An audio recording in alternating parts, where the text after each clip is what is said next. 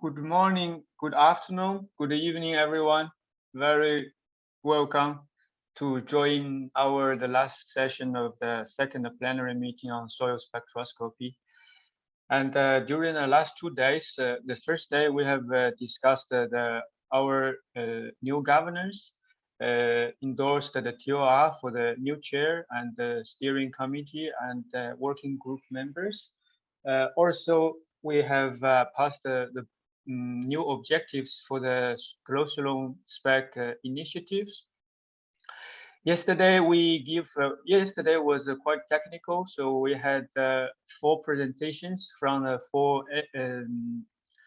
experts to give some overview of the soil spectroscopy development from different regions, also globally. And today we will have, according to the, let me share that. According to the agenda, we will have a discussion about the organization of the global proficiency test on soil spectroscopy, since this never happened before at this scale. So we don't have a clear idea on the mind how to do it. So we open this discussion to invite all the experts to give your opinion. And then we will follow the item 8. We will follow by some webinars and trainings for the coming year. Also, we would like to hear opinions from the countries and experts. The last, we will wrap up some work plan for the coming years, and also to think if there is some possibility to write a proposal or concept note. The original agenda was make a vote and election everything on the last minute in the very end of the meeting. Since yesterday we launched the online survey, and the survey closed this morning 10 o'clock in Central European time. So we already got a result, and my colleague Philip will announce the result. Please, Philip. Thanks, E. Good morning, everyone. Let me share my presentation and prepare really a very quick 2 slides presentation. Can you see my screen? Yes. Yes. So this is just a quick recap. As you know, as mentioned also yesterday, instead of launching a poll during the session, we sent a link to an online survey to all registered participants to this plenary meeting and to the members of the working group on spectroscopy. The link was open just after the meeting yesterday, 2:45 p.m. up to this morning, 1 hour before the meeting started. We received 113 valid votes. I mean valid because some people vote multiple times, and I mean just 5 times this happens. So we just clean up a little bit to ensure that one person expressed only one preference. So these are the candidates. As you know, we have 2 candidates for the position of chair of GLOSOLAN-Spec. One was Fanny van Egmond from Wageningen University and Research. Another one was Eyal Ben-Dor from Tel Aviv University. And the chair will be supported by a steering committee once again. All the tasks and the responsibilities and the criteria of the chair has been shared with all the members of the working group before the meeting, and it was already mentioned, still mentioned one more time yesterday during the mail I sent you. So, ready for the results? I'm showing now the results of the elections, and Eyal Ben-Dor has been elected with 62% of the votes. Fanny received 38% of the votes. This means that Mr. Ben-Dor is the new chair of this GLOSOLAN spectroscopy initiative. I would like to congratulate him for this election and thank once again Fanny for candidate herself for this position and for the great support she has given to this initiative so far in the last year. So please join me in congratulating Mr. Ben-Dor for his election, and to thank once again Fanny for her candidacy and for the support so far. Fanny, sorry, E, back to you. Thank you very much. Congratulations for Open Door. And also thanks for Fanny for your contribution. And definitely in the future, we will have to, we will definitely work together by all the possibilities. This is no doubt. Oh, Fanny, you want to say something? Sure. Yeah, just I would like to thank everyone for their support, congratulate Ayal, and I look forward to contribute more to the initiative. So yeah, I'll be happy to contribute more and look forward to working with Ayal. Congratulations. Thank you, Fanny. Okay, this is one thing I want to say is because Fanny was one of the former chair, and she was one of the she was one of the key person who initiated the previous initiative, and so we also would like to thanks for her, and we also definitely confirm we will work with Fanny for sure, and because previous initiative closely linked to the USDA, we will also definitely closely work with the USDA in the MIR development as well. So thank you again, Fanny. And Ayo, please, I think the floor is yours. I think you should say something also. Congratulations again. Thank you very much, Yi. Thank you very much for all, for electing me as a chair, the new chair. But we need to remember that this group is ours. So we have actually a very big responsibility for each of us to make this group to be very effective, and we would like to be in the future the leading group for soil spectroscopy. And I would very much like to also thank Fanny for her excellent work and jobs that she did over the years. She initiated these initiatives, and she was one of the founders. So I'm sure that her know-how and all experience she had will be part of our group. And I very much like to congratulate the group for being so active even in this very juvenile stage. And I'm very happy to see so many participants from all over the country. And I'm very, very, very happy that I have the opportunity to open this technology to the entire world, and I'm sure that this will be our mission for the 2 years cadention I have. Thank you again.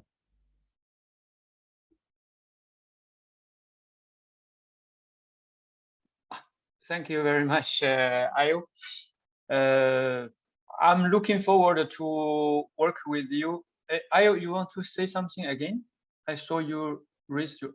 Oh, it's probably a mistake. I'm really looking forward to work with you and in the coming 2 years. Of course, I see a lot of challenges ahead. That's no doubt. That is the reason why we need a scientist like you as a guide, and also will be supported. I believe it will be strongly supported by the steering committee. I believe after this meeting, probably next week, we can discuss how to construct the steering committee. And in the meantime, we also would like all the experts in the community to apply the to be the member of the steering committee. And also, I would like to address again is as we addressed in the first day, to construct the steering committee, we also need to consider the regional balance. That's quite important.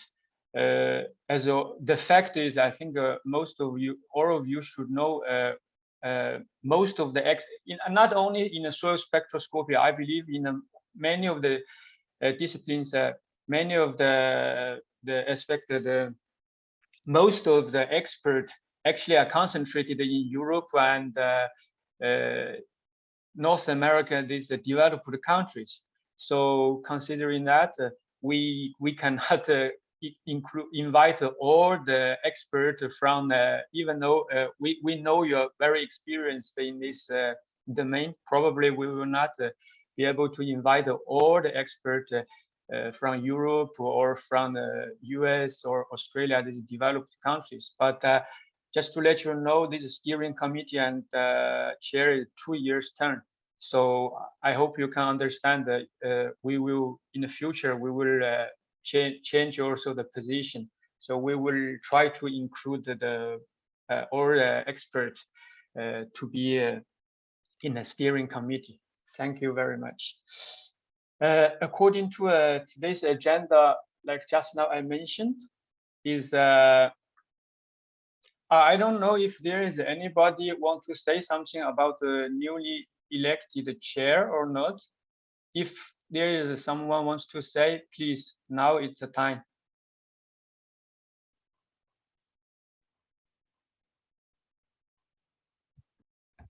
Hello. Hello, please. Yes, Tembenkosi from Zimbabwe. I work at the University of Zimbabwe. Soil spectroscopy is a new method here in Zimbabwe. So I would want and would like to see us benefiting from the chair, the new chair that we have chosen for this soil spectroscopy. I'm someone who is well versed in spectroscopy, but advanced organic, I've been teaching advanced organic chemistry, advanced analytical chemistry, advanced industrial chemistry. But this soil spectroscopy is a new method here, though we have got the instruments, they are old. So do in some way want to have that experience of using the new technologies. Thank you.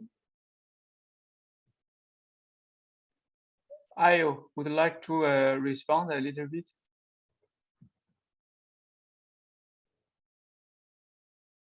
Hello, Ayo. Sorry, I did have some problem with my my mouse. Yes, I'm very happy to hear that also very the technology is very much new to your country and to other countries as well, and it is for the time being it's really new, and we would like very much to implement it in many countries that we think that it will help them to promote maybe many agriculture activities and other stuff such as soil mapping and so forth. So it is definitely a technology that is emerging, and you and other people here will be supporting our activity by, first of all, learning how to do that, and maybe also for providing us more data information from your country, the abandoned country that we never been there, and most of the soil spectral information is still not from those countries. And together, I think we will be able to have a very strong group that will support each of the countries and each of us for the further activity. So thank you for your comment. Thank you, Ayo. Fanny, I just saw your message from the chat. Actually, what you are saying is very important. I don't know how is your feeling, but if you feel you would like to speak, I think I also would like you to, because you are also quite experienced in this field. So just now, our colleague from Zimbabwe also raised this question. I don't know if you would like to respond a little bit or not. Well, I can. Oh, does it work?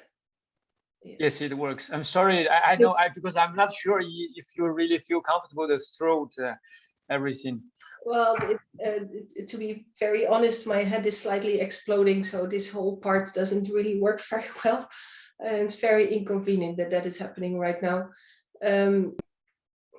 I didn't hear everything, but I think it is crucial that we make sure that this technology arrives in all countries and not just in some developed ones. And that really needs capacity building, but also a very smart strategy in which we see what is possible in every country, if that's building your own spectral library or using a general one, or how we can help to make it as easy and high quality as possible. I'm not sure if that's answering the question because I didn't get it fully.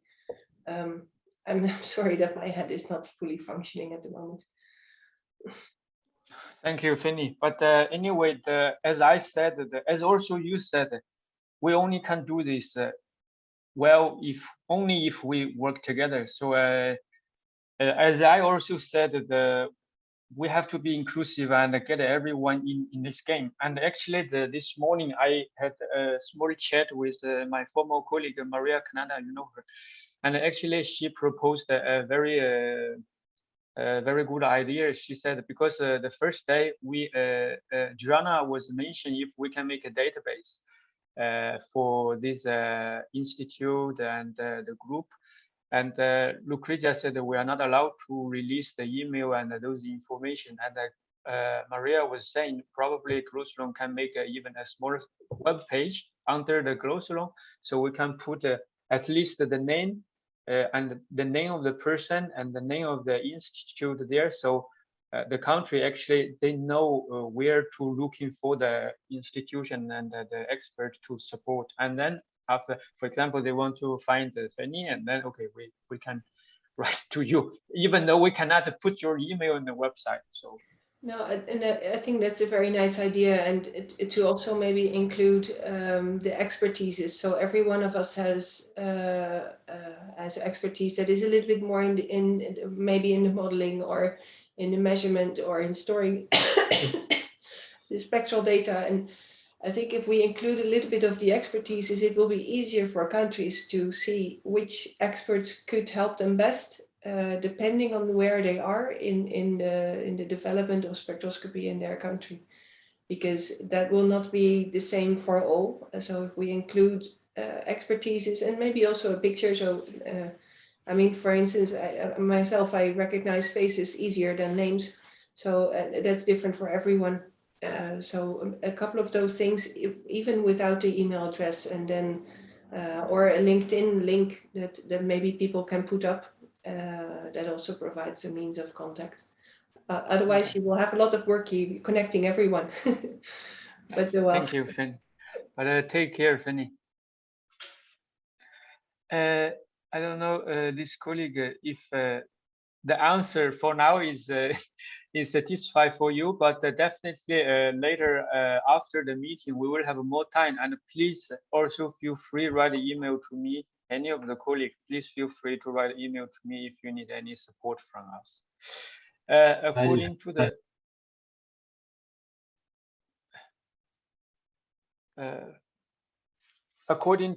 sorry, I have to put the because I share the agenda. According to today's agenda. Sorry. Okay. According to today's agenda, we will discuss the PT test. As I mentioned just now, the PT test, nobody has ever done such a PT test on soil spectroscopy on a very large scale.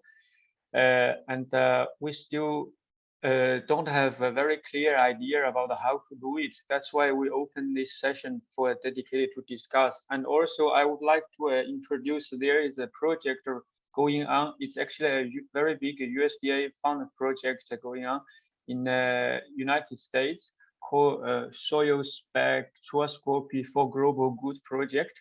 And this project, one of the objectives is trying to find a solution for the spectra from a different instrument or a different lab. So that also requires sending soil samples to the different labs measured by different instruments. And in the beginning stage of the designing this experiment, I was a part of it. And also, of course, Fanny and Keith, Rich, Jonathan Sanderman. Jonathan Sanderman is the head of this, is leading this project. And unfortunately, he will not be here today. They prepared some soil sample and ready to send it out. They asked me if GLOSOLAN can help them to communicate with any other labs for this measurement, cross the lab measurement.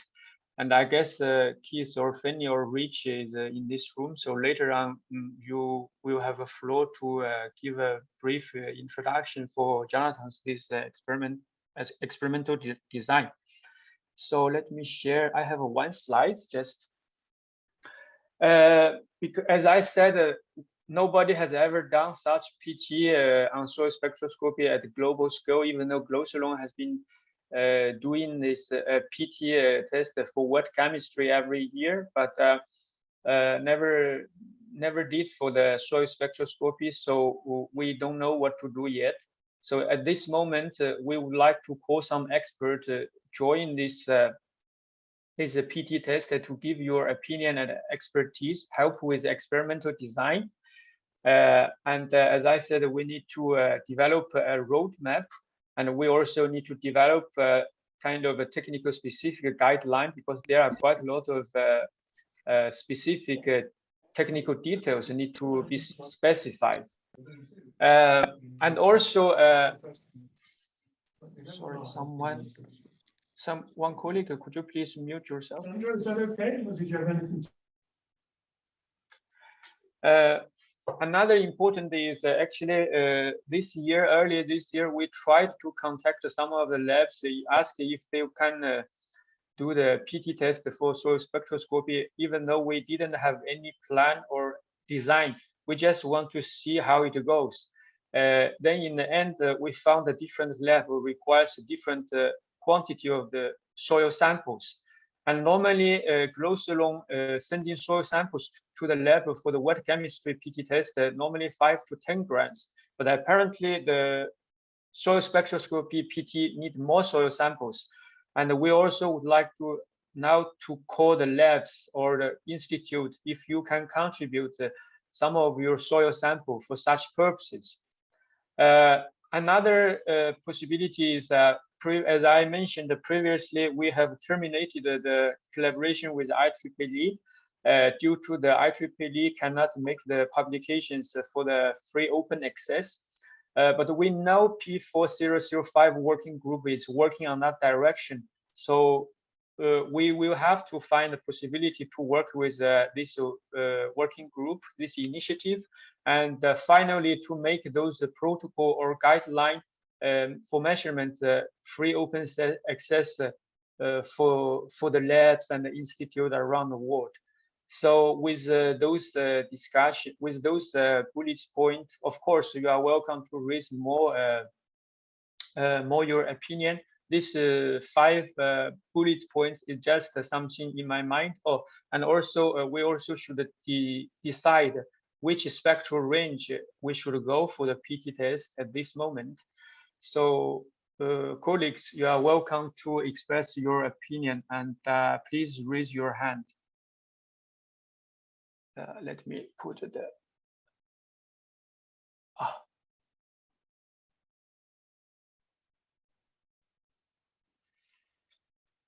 Okay.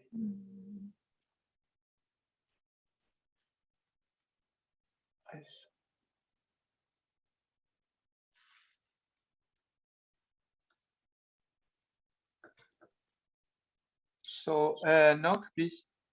Yes.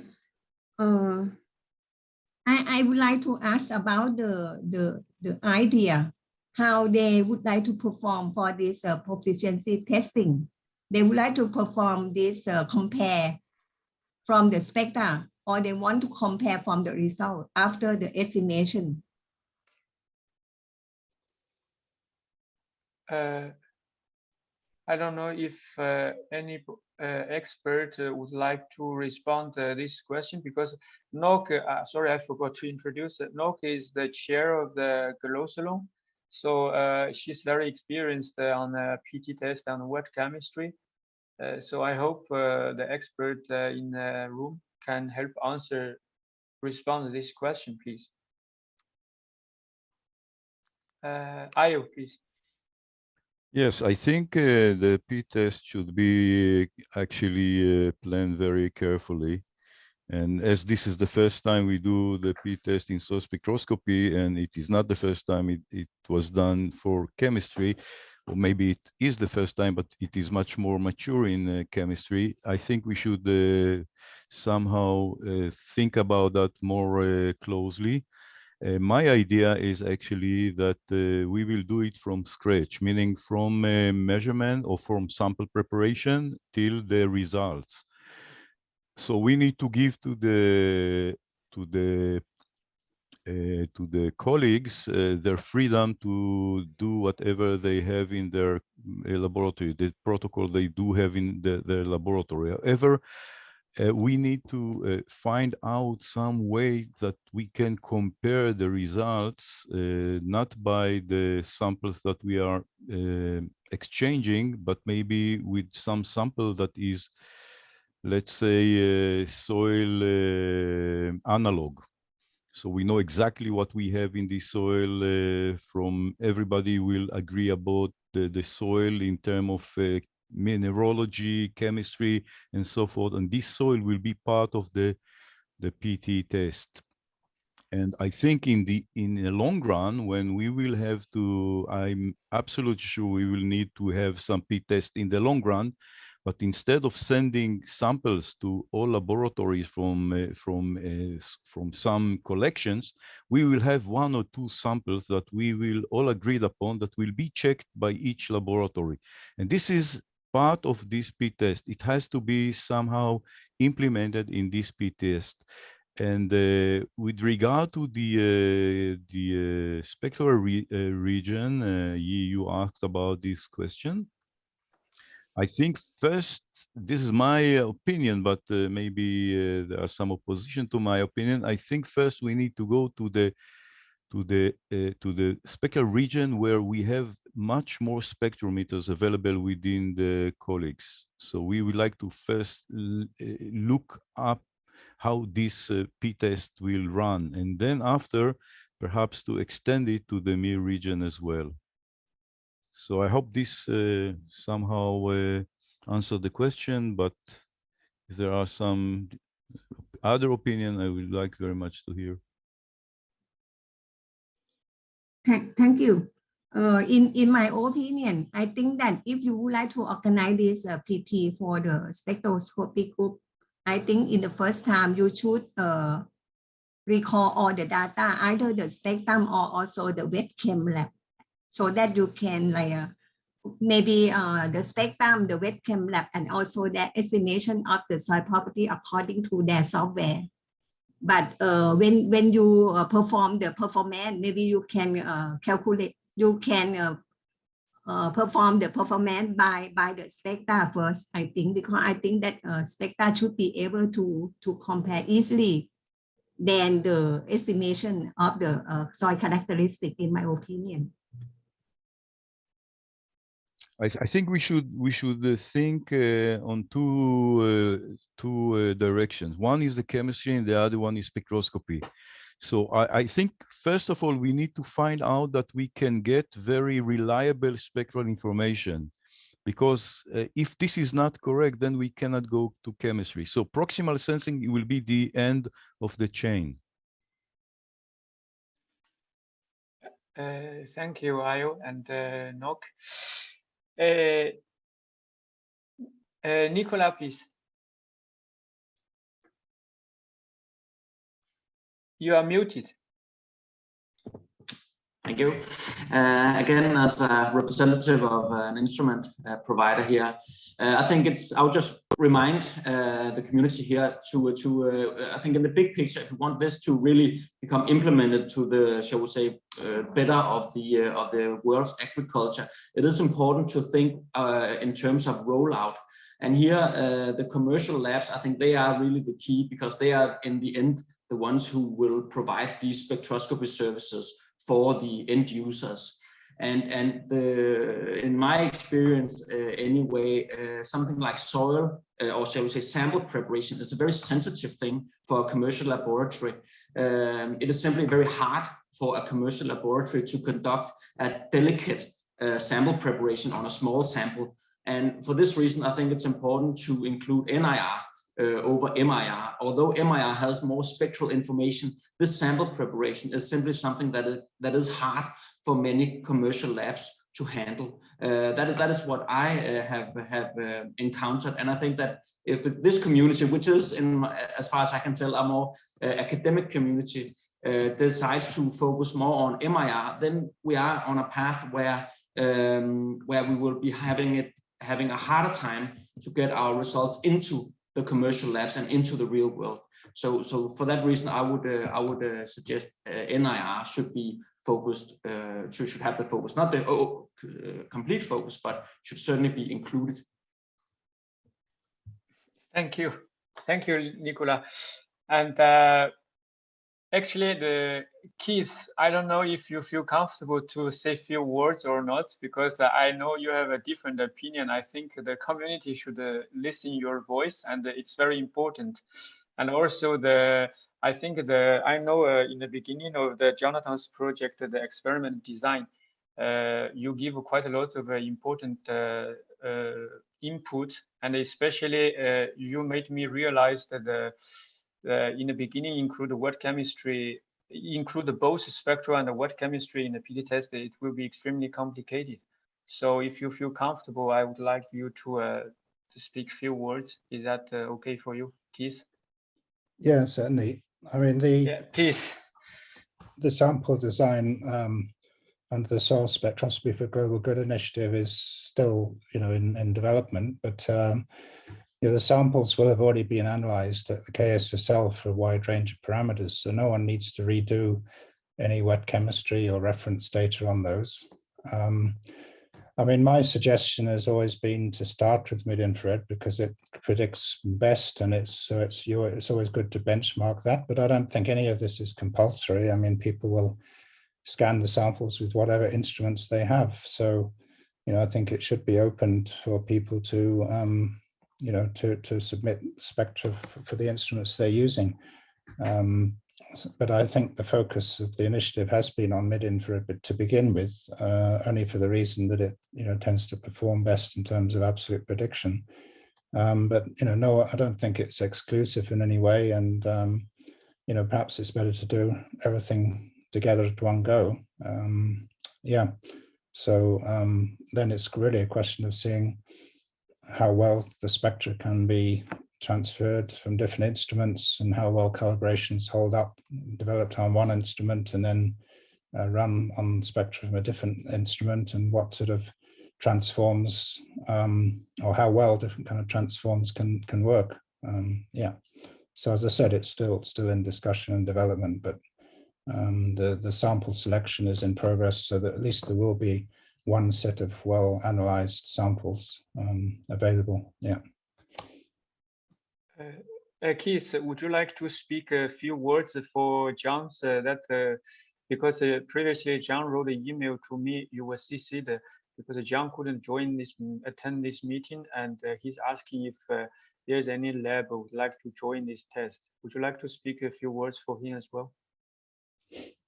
Are you referring to the global soil calibration and estimate calibration library and estimation service, or you're referring to the? No, because he sent an email to say they are packing the soil sample, are ready to send it out, and a regional target was GLOSOLAN will help to communicate with the regional champion lab and ask the regional champion lab to help for the measurement, MIR measurement, and he also would like to know if there is any other lab also would like to join this test, so we can make a call or just to let colleagues know, because many colleagues are here.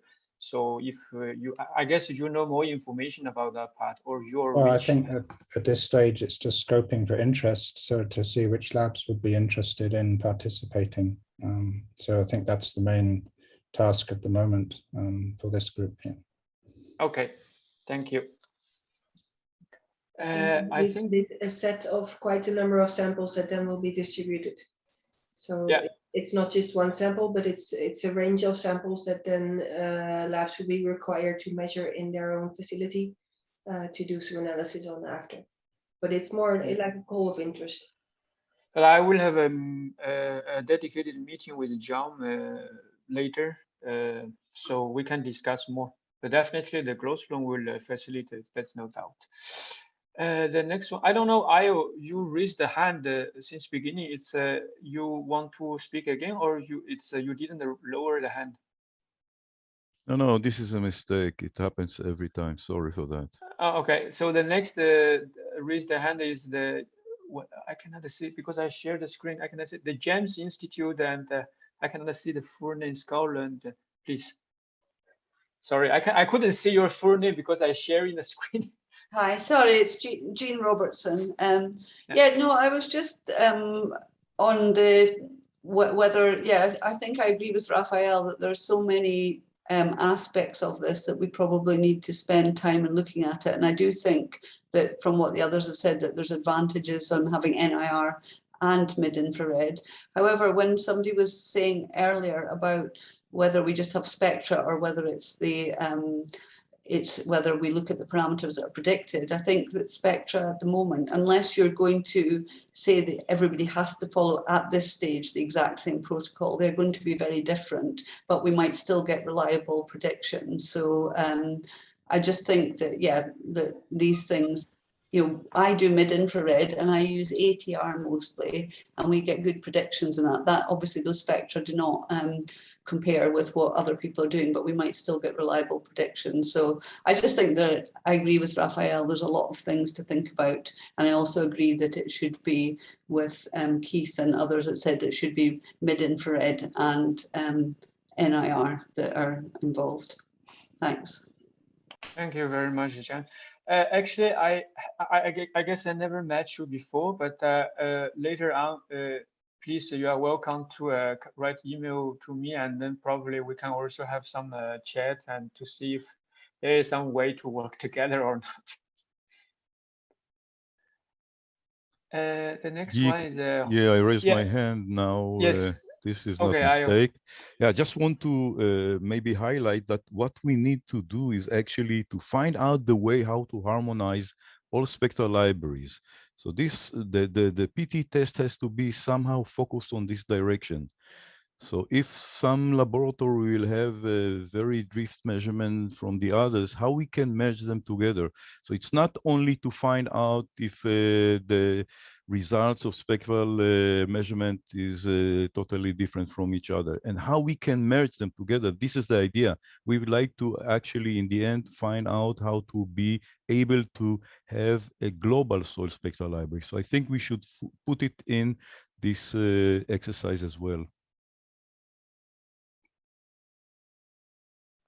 Yes, thanks, I guess this is why I said we should develop a roadmap for this first. Jose, please. Yes, well, first of all, I agree with what was said. Probably this is a topic that we should need more time to discuss. But my first opinion is that I think we should go on both, on VISNIR and MIR at the same time. So we will be already with one step on the future, as the laboratory said, our friend there.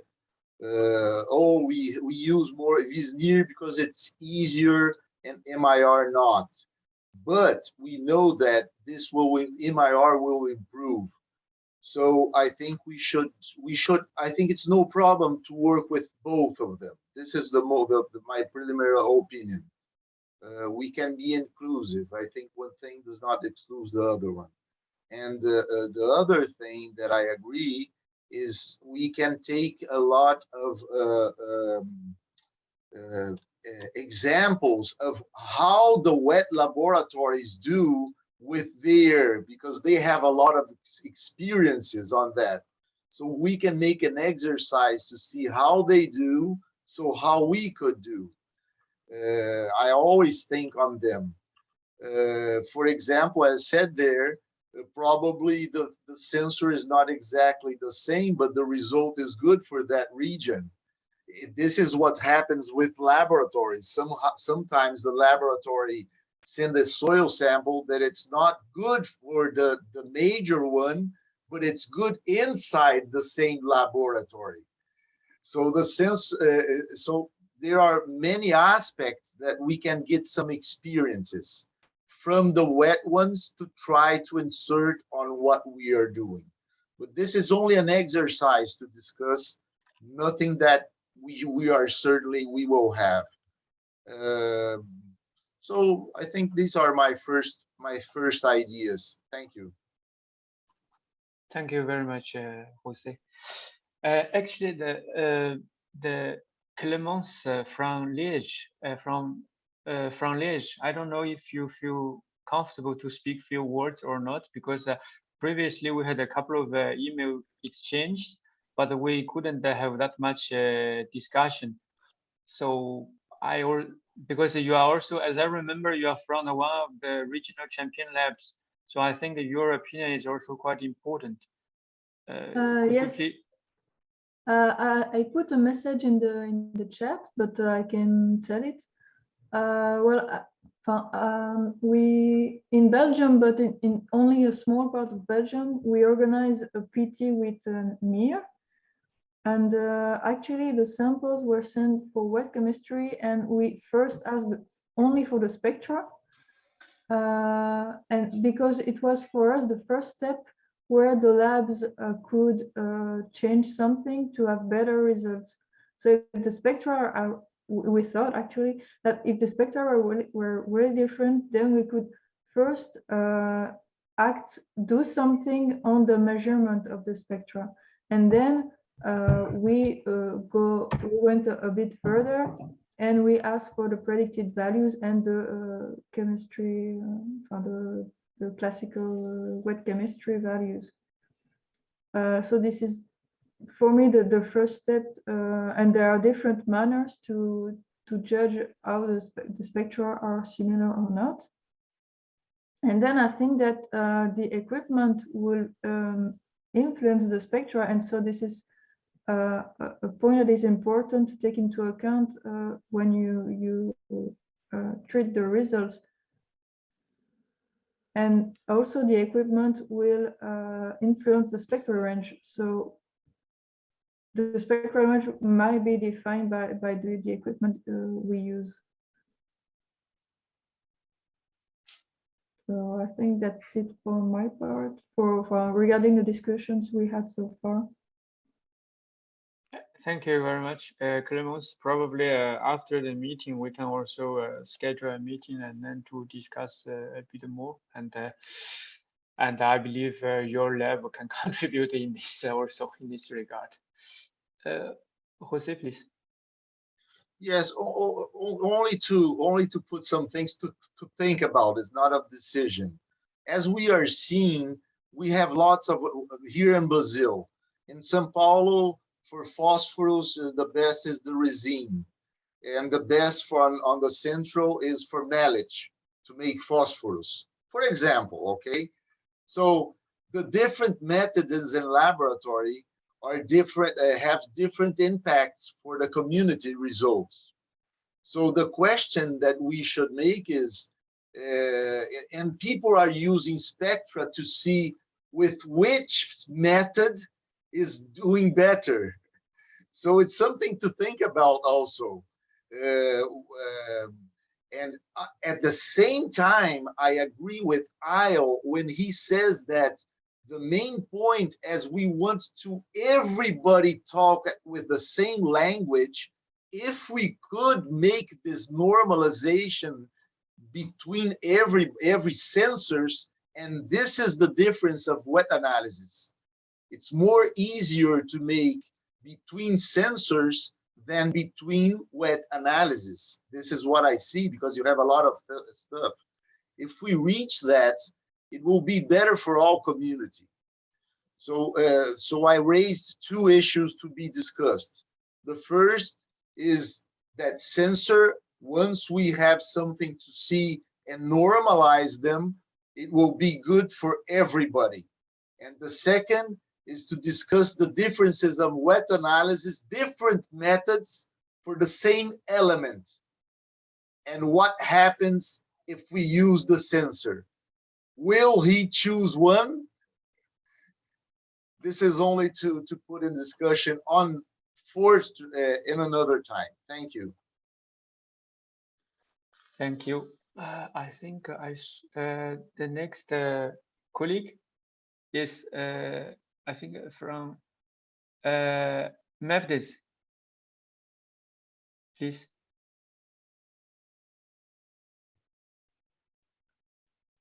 Hello, it's Pinkos again.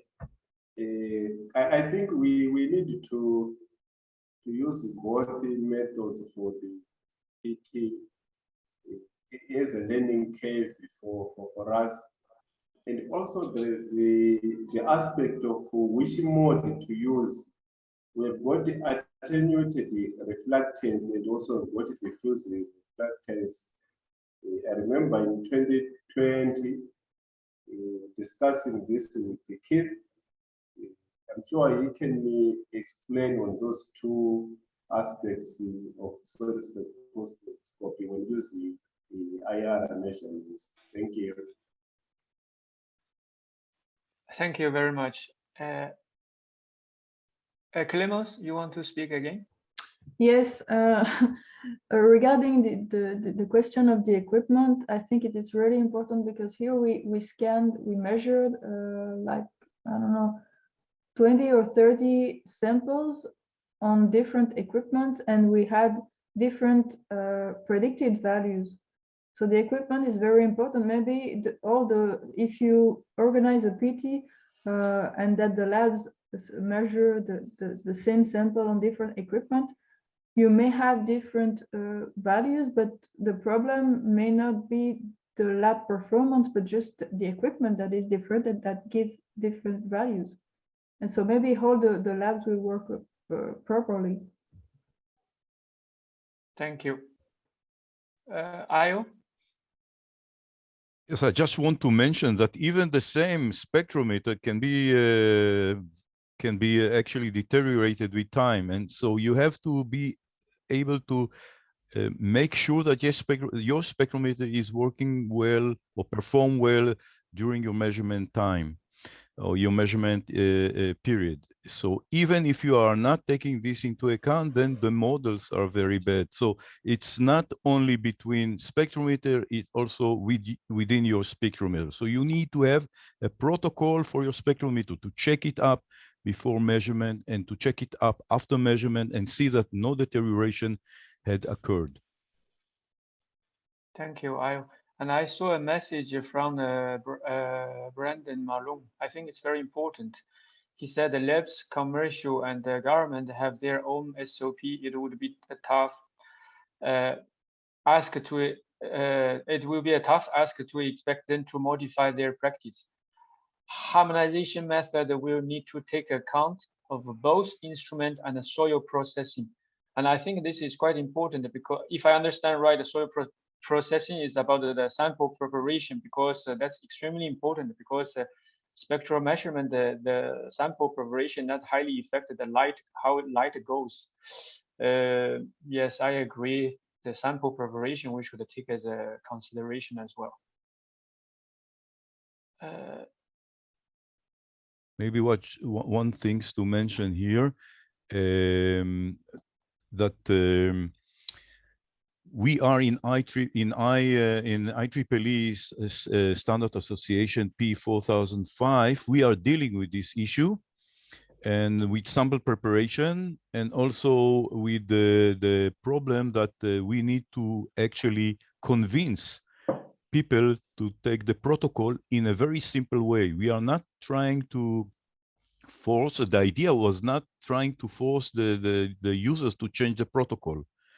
The idea was to harmonize or to give a method how to harmonize the soil measurement from every protocol that is very, let's say, agreed by the users and so forth. So it is, we are looking for the simplicity of the protocol or the harmonization issue within a laboratory. This is part of our activity. And of course, the sample preparation is one of the very important issue, and we are also taking care of that. And if somebody is interested, you are all welcome to participate. It's open for every input, and it's very relevant to our activity here. Thank you, Ayo. I just now I saw a message from the AgroCare. I don't know if the colleague from the AgroCare, Beta, if you want to say something. Because mentioned some already ongoing PT test. Definitely. Thank you for looking up to my message. At AgroCares, we already decided to participate in the ring test provided by WEPAL, Wageningen University, using spectroscopic techniques. So since 2020, WEPAL allows participants to report the data obtained with spectroscopic techniques as a routine analysis for the soil.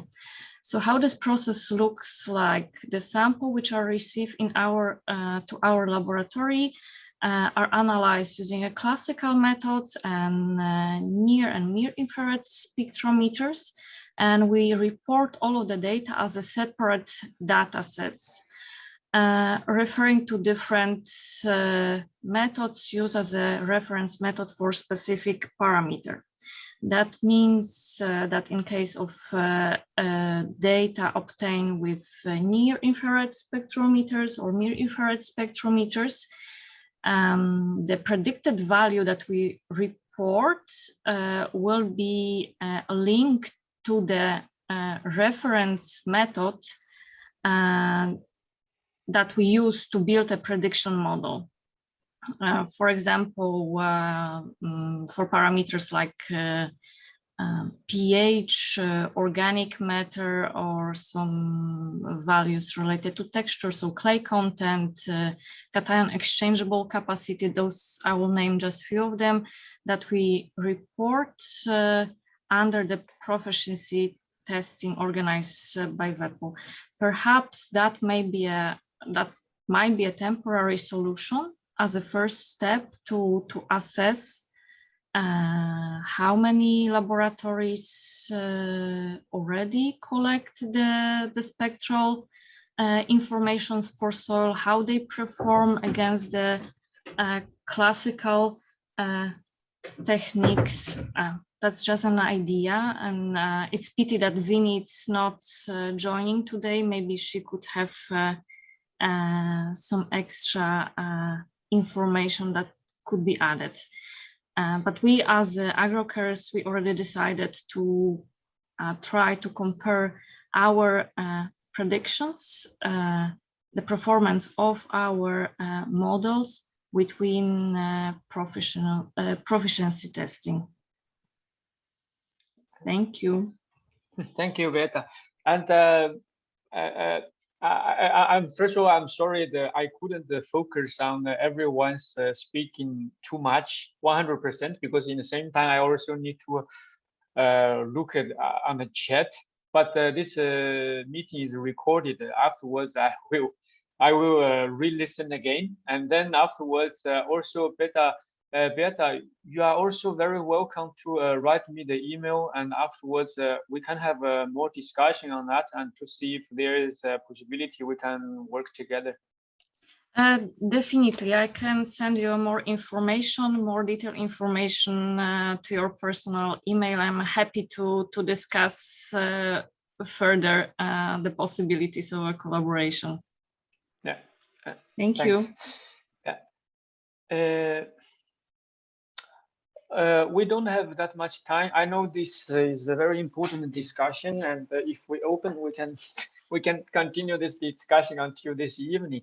We don't have that much time left. There are a couple of things probably we can decide, at least have some preliminary decision. Is as I understood from today's discussion, we will do the both. We will do the both range PT test in the same time, and try to communicate with all the labs to see what type of the spectrometer and which range they are doing to collect the information.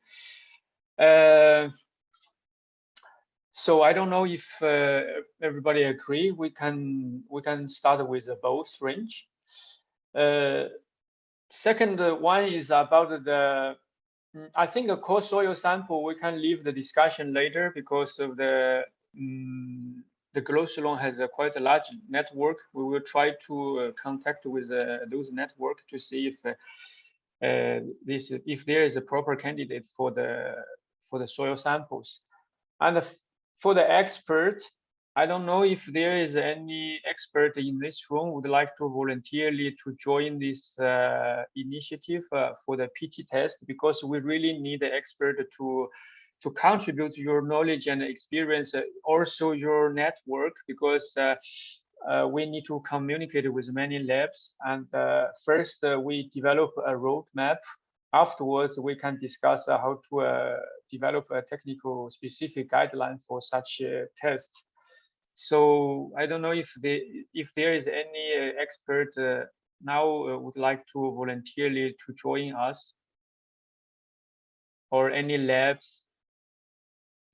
Otherwise, I know who is expert in this field. Later on, I will try to reach you as well.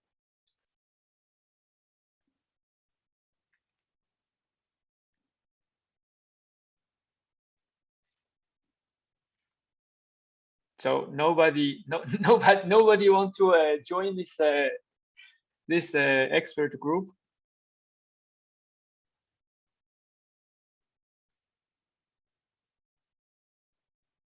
Yes, Fanny was saying by the email. Yes, I can understand, because sometimes people shy. And afterwards, I will discuss with IO and then try to invite expert in this small group just for these purposes. And the last one is exploring the possibility to work with the P4005 working group. I guess we don't need to discuss that more, because IO is chairing that group currently. So this is so apparent. We are going to work with this group. I don't know if there's any other colleague who would like to say something about the PT test.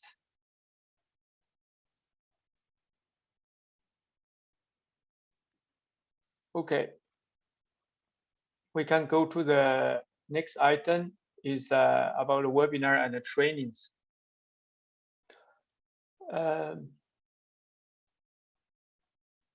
second, I have also one slide for this session.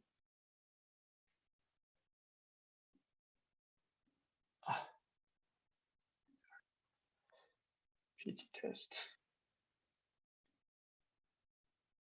So one of the important part of this this kind of plenary meeting is webinar and the trainings, because as first day we proposed the new objective, we will focus on the national capacity development. So the important part is training program.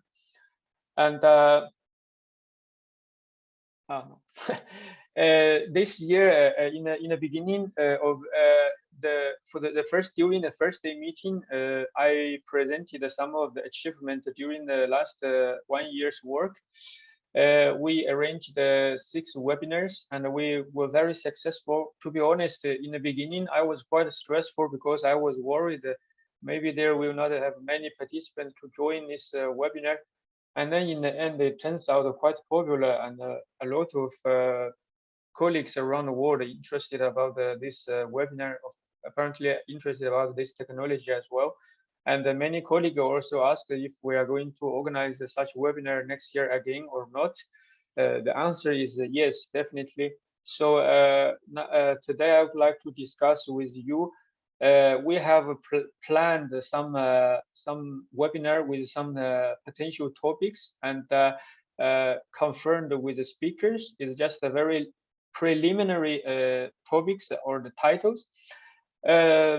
And also in the meantime, we also would like to ask a colleague to express your opinion, what kind of a topic next year you would like to listen.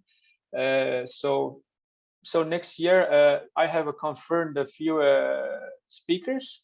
One is Rafar to talk about something global review of the development of the global soil spectroscopy. And then I have talked with Professor Abdul Moz, and because his group are very strong in sensor fusion, using a different type of the sensor and the different type of the data for the farming application. I also talked with Reach because USDA has a very good MIR spectral library, and their data is definitely high quality, both wet chemistry and spectral data. So I also talked with Reach. We agreed to Reach will give one webinar talk about the USDA library, and also to give some live demo or the video to show how they do the how they do the measurement and how they manage their lab, or even how to do the sample preparation, and also how they manage their soil archive. As I understand, they have a huge soil archive because many countries are still in a stage of after analyze their soil sample, they just throw the rest of the soil sample away, and either they don't have a place to store them or they don't know how to archive them. So it is important to learn this experience from KSSL lab. And another one is we know Leonardo is very good on statistical modeling. So we also invited Leonardo to give a talk dedicated on chemometric modeling. Another one is scientist Nuwan, I think from the Mississippi University. He also confirmed to give a talk on soil sample preparation on the effect of the MIR measurement. So we also invited a different instrument company to give some demo and to show their interest about working with the research institute and the countries. Even though we still have a little bit challenge to work with private sectors, as I mentioned before, FAO, we have quite some rules.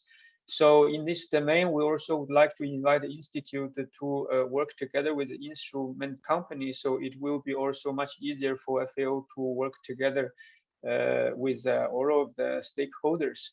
So I think we talked with the fourth company. Nicola is here. We'll give some talk about the previous collaboration with my former employer, the Aarhus University. On that time, we have been collaborating for many years, and we got quite some project. We developed quite a lot of product. We developed the Danish National Soil Spectral Library and also the national models for the different soil properties. I don't know if Maria is here today or not. She said that she might not be able to join, but if she's Maria, if you are here, please you can have floor to speak a little bit, introduce your experience in collaboration with private sectors. And also, we also have talked with different experts who can speak different languages. So next year, we are planning to give the webinar in different languages.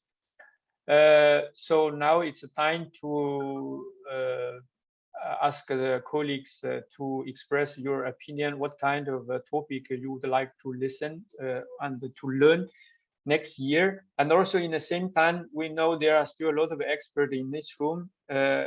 We really would like to invite you to contribute to this webinar.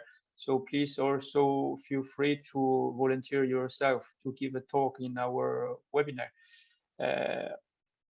So I think we can have, I have another slide, but I think we can start to talk with the webinar first, and then I go another slide specifically for some hands-on training.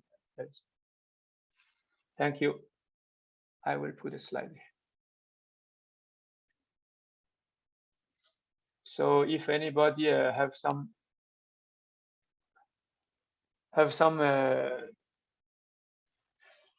to say about the webinar, please.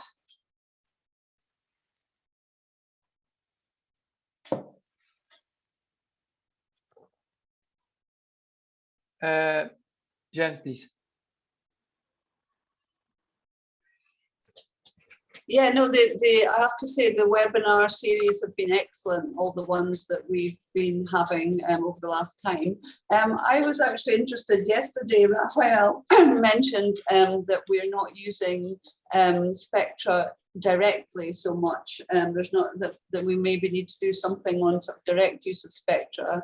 And my expertise lies in interpreting mid-infrared and using it as a visual aid to seeing changes in the soil, and particularly, and can be applied to things like peat as well. And I mean, I would be happy at some point, if it was applicable, to talk more about that aspect. I know most of what we've done has been concentrated on predicting properties, but I think we miss an awful lot of information if we don't actually look at the spectra as well. And as I say, that's an area I would be happy to speak on. Thank you very much, Jan. And I'm writing down, and later on I will contact with you. Thanks for your contribution. Lee, please.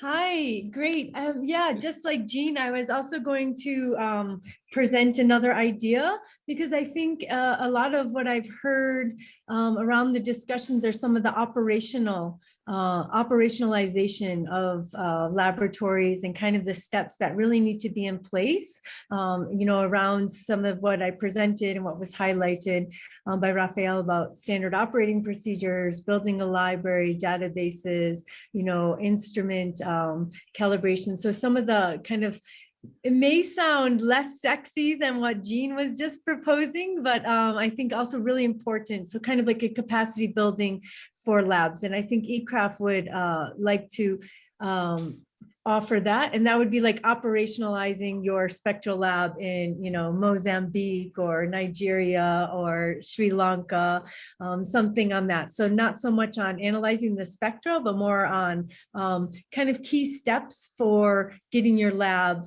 up and running. Thank you very much. I already wrote your name down. I guess you can see your name and the eCraft. So I once you speak it out, so you are trapped by us.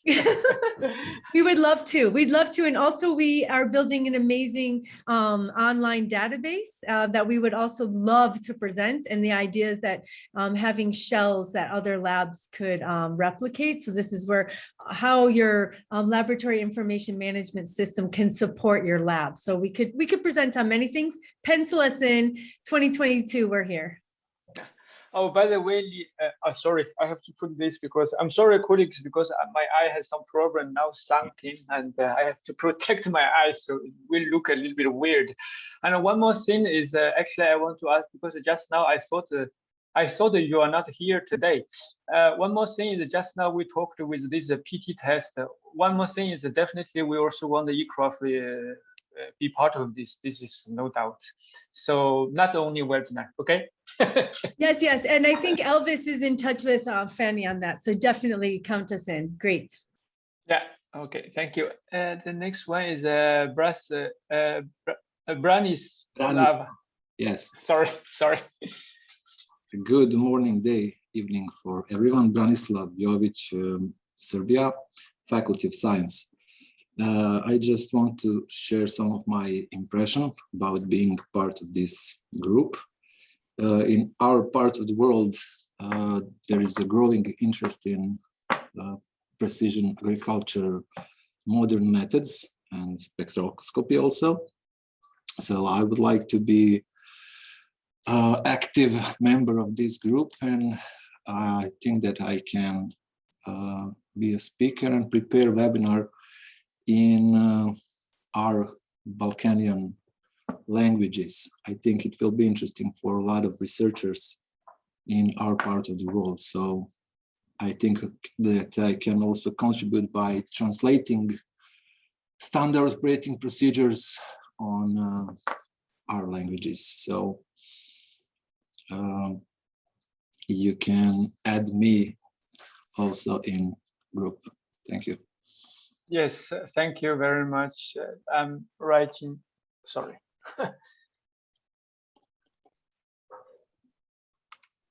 Yes, thank you very much. I don't know if there is any other colleague would like to express your opinion, also would like to support us.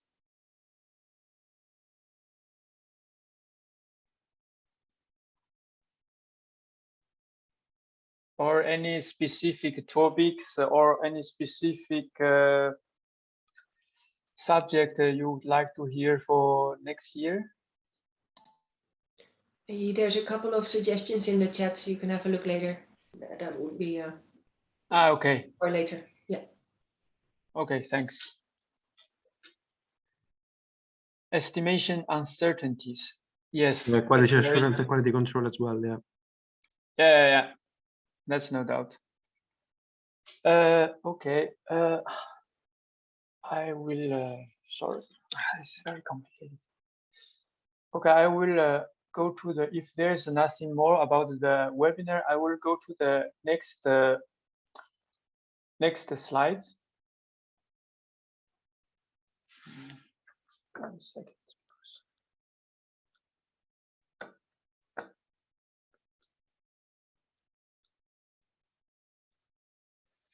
Okay, there is also countries also apparently countries expect to have some training from us, hands-on training on the instrumentation, lab staff training, sample archive, like just now I mentioned.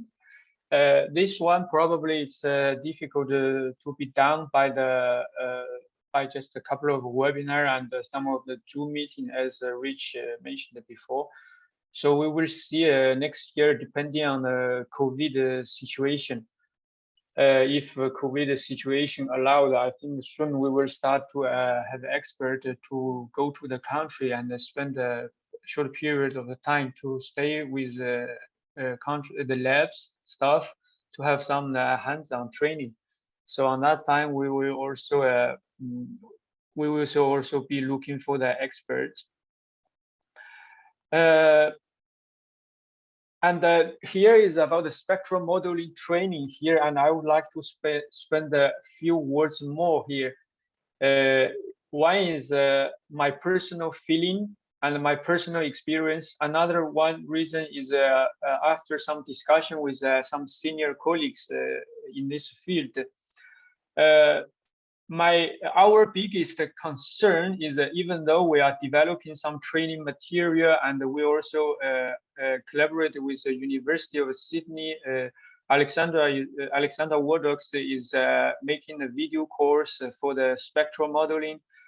But we all know soil spectroscopy is a quite complex science, and there are many procedures from the sample preparation until to the uncertainty assessment. There are quite many different procedures can highly affect the final result. And many colleagues actually in the world, around the world, they don't know how it works, and they simply think spectrometer can just magically scan a soil sample and quickly provide you what is soil organic carbon inside, what is the nutrients inside.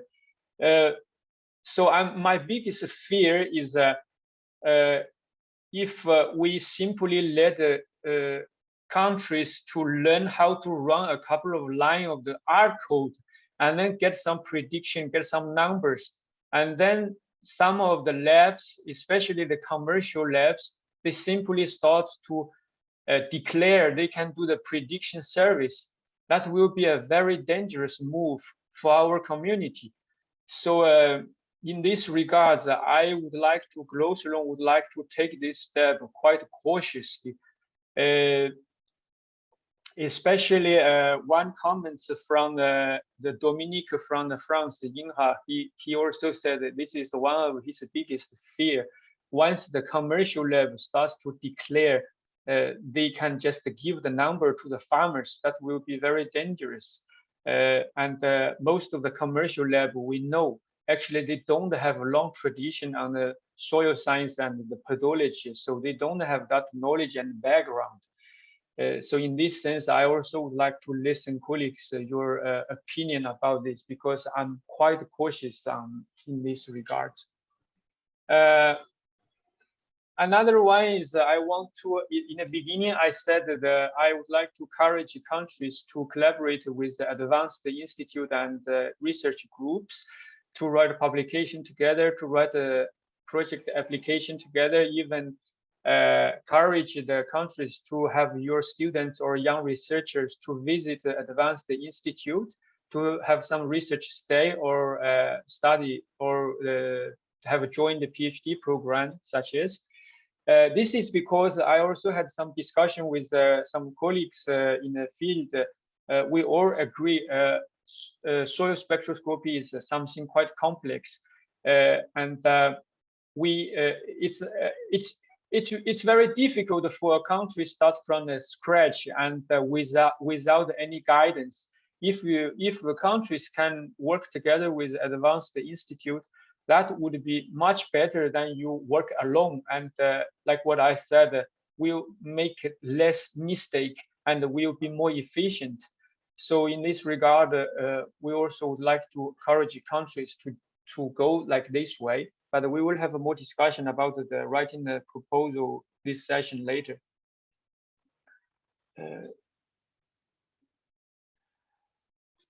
Yes, this is something we can, this moment, countries and the institutions also can express your opinion. And like in the first day, Rafla from Tunisia already expressed their opinion. They would like to work with advanced institutions to build their own capacity in Tunisia. Okay, thank you very much. Let me. I think I have to stop sharing screen. Okay. So colleagues, please, maybe I can do like this.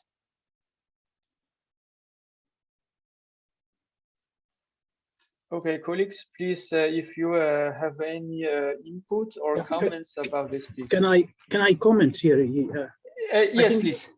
You raised very good points on this slide and the slide earlier. And that is what we should really offer to the end users in general, speaking in particular for farmers. And that is linked to what yesterday said on the availability of spectroscopy today, the instrumentation themselves, some of which are very cheap now, reaching down to 5,000 euros. Which have some low resolution and perhaps do not help in getting accurate information on key soil parameters. So I think this point has to be really well stressed.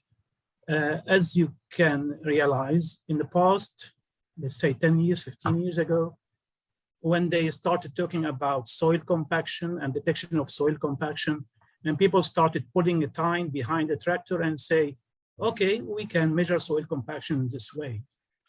But later on, we said, no, this is not possible because soil resistance is affected by other parameters in the system that if you don't measure, you don't know what you are measuring today. The same thing happens with EMI. When they started, they said EMI can measure several soil fertility parameters, but later in a few years, we now know that mostly EMI would be able to measure maybe some spatial variability. And in some cases, you can get maybe moisture content or some limited information on soil fertility.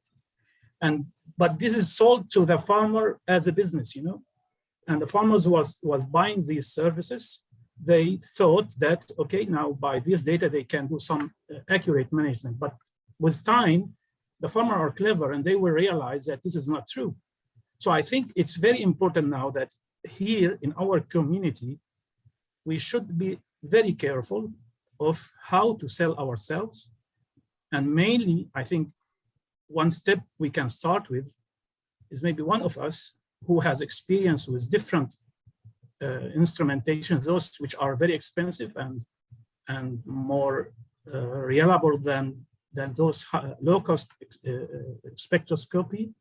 Somebody who has worked with several of those, and they have some results to show us, just for us as researchers at this stage, to make sure that, okay, guys, we can measure with this instrument to that accuracy, but we have to be very careful when we use those 5,000 euros or 3,000 euros portable sensors that would do something or nothing for us. So, but we don't know. We just 2 years ago I bought 2 of those, but today I was not able to use them in any way. But we have to really dig more into this research topic. Thanks. Yeah, thank you, Professor Mons. And actually, you are completely right. If you are interested, and later on we can continue the conversation, and I can discuss more with you, and then we can explore which research group has this advantage, have more sensors, and then we can get in touch with them to see more results. And actually, this is also also related. Previously, we discussed the PT test and all these topics. It's actually a very interesting subject to work with a different institute to write a scientific publication, because that will be a very good approach to prove our knowledge. So I will get in contact with you later. Elvis, please. Yeah, thanks. Here, this is Elvis from C4 Craft, a soil plant spectrodiagnostic lab. I think we really have good, strong feelings about the training. Training is actually one of the key components that propels spectroscopy work, and it's essential. So as I think it's Hial who had mentioned yesterday, or I don't know if it's Raphael who talked about GIGO. So the moment training is not delivered well, or the trainees have not captured, the training components well, that affects the overall workflow. ECRAF has been dealing with trainings. We have very robust experience in training, and have helped build capacity of labs across Africa. So we've supported more labs, and we are a key partner in all this. We work more closely also with different instrument manufacturers, and we know that helps in delivery of a whole package to staff. One key thing that I would also say that training, of course, comes in with a cost associated to it. So in your planning, I would urge institution to also focus and on budgeting for training components. That's essential to also drive the work. The training just couples up key core areas from the lab in terms of how we handle samples. It's just a whole systematic workflow, goes right through the instrumentation, how data is generated, how that data is reported, how those samples are archived and kept for long term. So I would really urge people to follow up on training, plan for it very well. Equally, make sure that you are selecting right staff and keeping key staff involved on these particular trainings. And also try and mitigate against staff turnover, which is also a key component. It's usually a loss to various institutions if you get your staff trained and immediately they leave. So you have to start it all over again. The other key thing that we've also realized out of it, all these capacity development activities, is that, as an institution, you need to plan well in terms of organizing the lab systems and workflow. So encouraging and ensuring that, all the relevant lab supplies, spares, and equipment maintenance is done appropriately. Otherwise, the whole aspect of doing all this training will be washed down to the drain. So we need to encourage institutes to also work together. Currently, we are the lead lab Sub-Saharan Africa for GLOSOLAN-Spectroscopy Group. So feel free to get in touch with us. And I think Lee had also mentioned this. So we are willing to engage. We are willing to partner with you people to make sure that, this whole agenda on spectroscopy is pushed down. We have, vast years of experience, over 20 years of experience doing this, building up institutions, supporting them.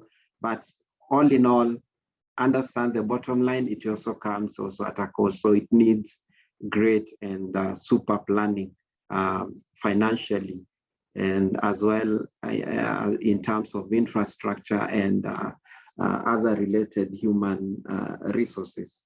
Thank you.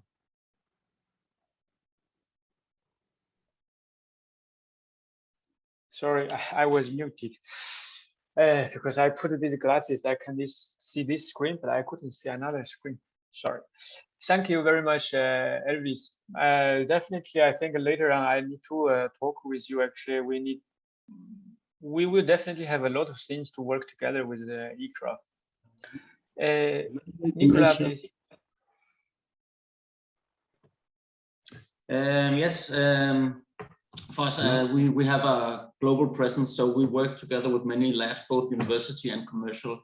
And I can just clarify that this thing about spectroscopy for soil moving into commercial labs, that is not some distant future, that is now.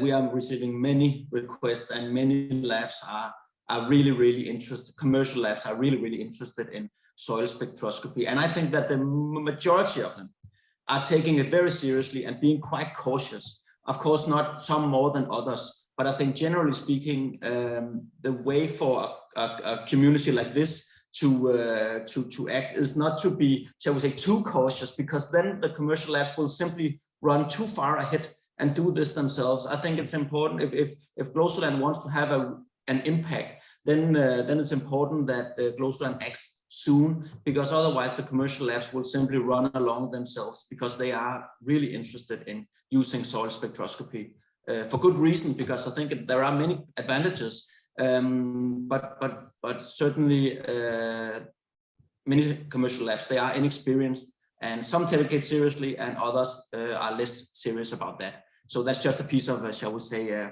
market intelligence from our side. Thank you, Nicola. Yes, this is something where we have to. In the meantime, we have to take action. But on the other hand, we also have to be careful. And I saw the one comment from the chat. Rob said, yes, we need to be careful how we market spectroscopy, particularly to farmer. We need to remember that by far the majority of soil analysis done across the world are to assist in nutrient management. Nutrients management, for example, fertilizer recommendation, plant nutrients, plant available nutrients, NPK cannot be done by spectroscopy. So wet lab are very necessary. Yes, from my experience talking with the countries, some of the country and the labs, they simply think spectroscopy does exactly the same function as wet chemistry. Spectroscopy deliver exactly the same, or even can 100% replace the wet chemist lab. That's one of my fear, because they simply think that they can get the NPK and the nutrients and even the tracing elements, the result from spectroscopy from NIR or MIR. So that's also something we need to address when we talk with labs. I don't know if there is any other comments from the colleagues.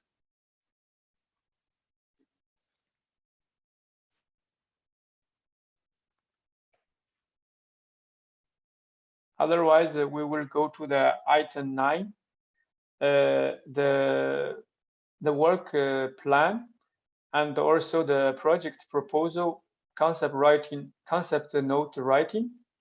Because I forgot one thing is sorry.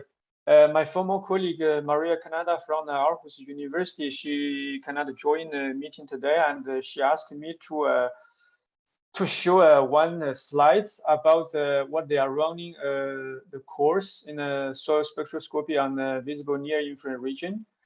And it's an intensive course, 6 days. And I was participating in this course when I was working in this institute before. So I was working with Maria closely for almost 10 years. And so we were running this course together before. So it's a very good course. If anybody are interested, please also feel free to contact with Maria Canada, also can contact with me.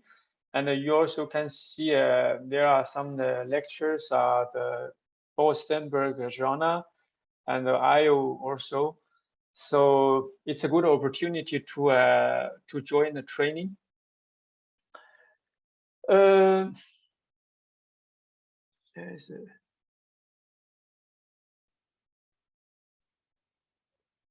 is a message. Training on spectroscopy usage and handling in most of the countries lacking. Yes, exactly. That's why we are going to work on this.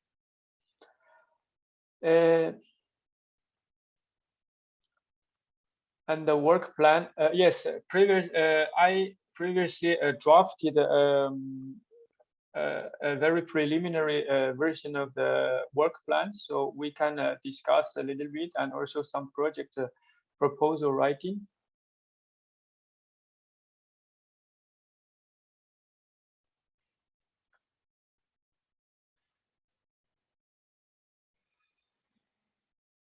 Yes, what Fanny is saying in the chat is that FAO has this kind of a TCP national or regional project that is specifically to support the countries. So we also urge countries to apply the TCP funding, and then we will be able to use that funding to hire the expert to go to your country for the training purposes. Requesting if a link of the course could be emailed, please. I think 1 second, I can get, I think there is a link here.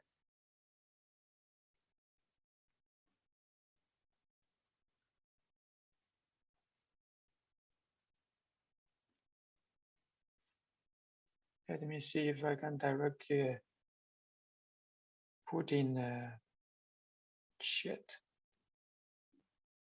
Yes, so here is a link.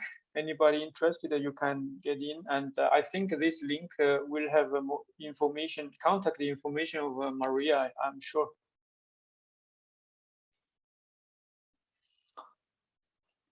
About the work plan, it can always have some general assignment. Is saying, how about the working on regional capacity development training proposal for spectroscopy lab under GLOSOLAN? Elvis, this regional capacity development, also TCP also supported the regional projects, such as currently we are running a TCP project in the NINA region, which is a 12 or 13 country involved in for the soil mapping purpose. No, not only soil, but the soil mapping is part of it, and I'm coordinating that project in the soil mapping part. So definitely we also should encourage countries to region in a country to apply the TCP regional project. So for the for the work plan, for the first 3 tasks, let's say, is a general assignment. We should follow the procedure to get get clearance from ITPS, and also like GSP data policy, to ask if there is we need to have some put Maria's email on the chat. I'm not sure if I'm allowed. Lucretia, if you, or Philip, are you there? Are we allowed to put Maria's email address in the chat? Yes, sure. Okay. Okay, 1 second. I guess we can. If she agreed with that, at least. I think we have there.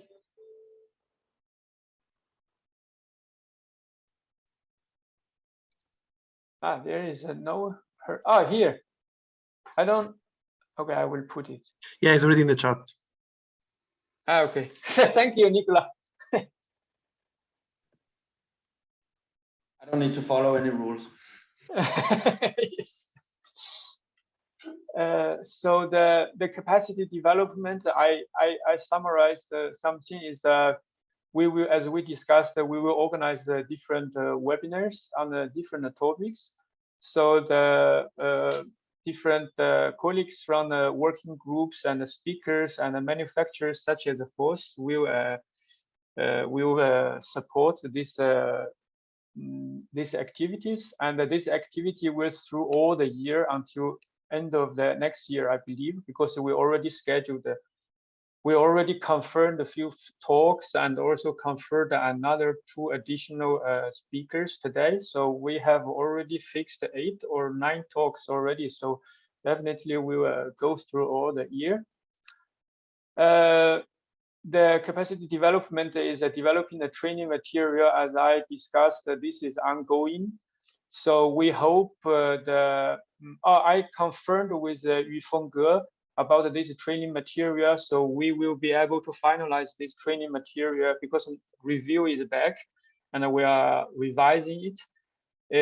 Then we will be able to finalize the document before Christmas. Afterwards, we will get a final confirmation approved from independent reviewers. Then we go to the FAO and the World Bank publication process. So we expect to have in the beginning of next year, let's say spring, early spring.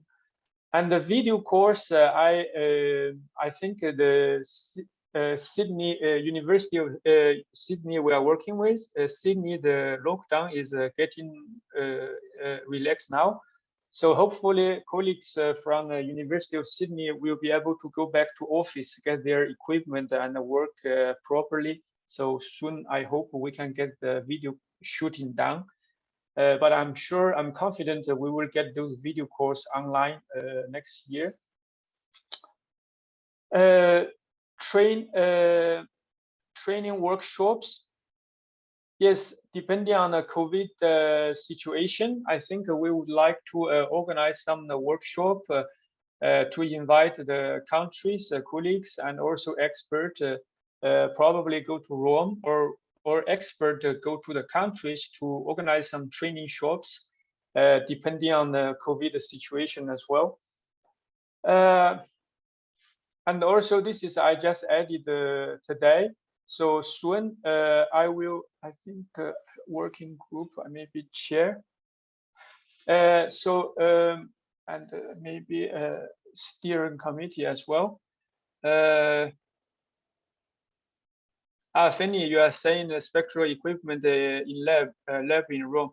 No. I'm just saying it's not necessarily a spectral measurement training in Rome. Can be others, but it's not. I believe if COVID allowed, we will have more activities. For example, some spectral modeling training workshop or some theory could be hosted in Rome. That's just one possibility. Some of the measurement cannot be done in Rome.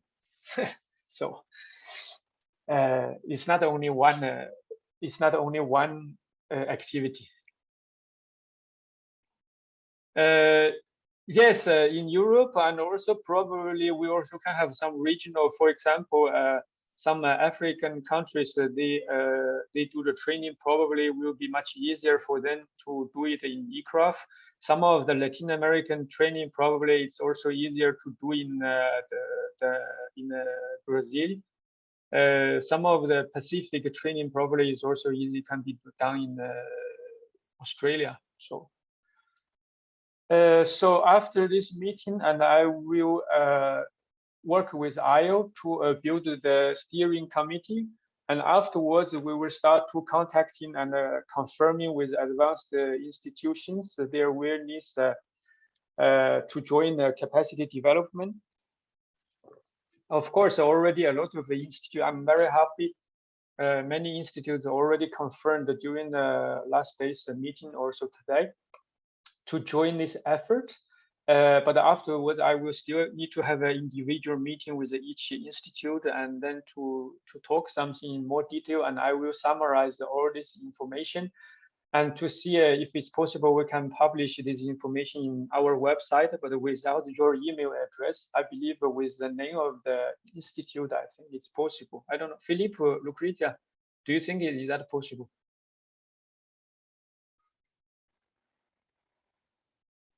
Philippe? Okay, I think they are not there. For the PT test, I think next year, I think this year I will talk with IO, and then we see how we can build a small expert group. Oh, Lucretia. No, just now I was saying after this meeting, I will start to have a more dedicated conversation with this strong institute and research group, and to confirm their willingness to join this capacity development initiative. And after that, we can probably make a small summary very short summary for each research group. And then we can put this information in our website. And but without the email address, just the name of the institute and what is their specialty, expertise, and what is the name of the leading group. I don't know if that's allowed. FAO, we can publish this information in the website or not. Okay, it's possible. So we will do that later.